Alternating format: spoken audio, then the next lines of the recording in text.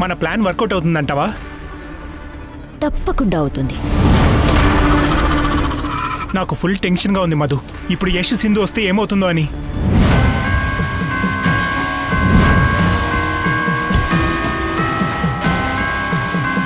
నువ్వు అనుకున్నది ఏది జరగదు.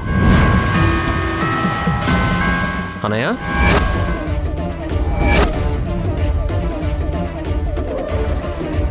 అన్నయ్య అమ్మ ఎక్కడుంది?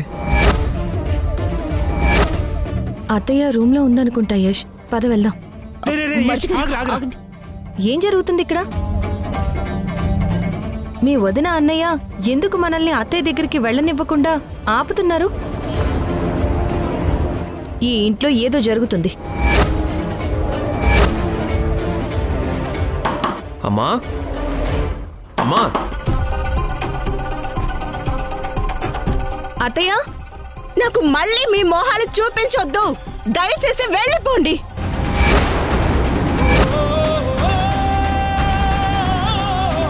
నువ్వు అసలు నా కొడుకువే కాదురా.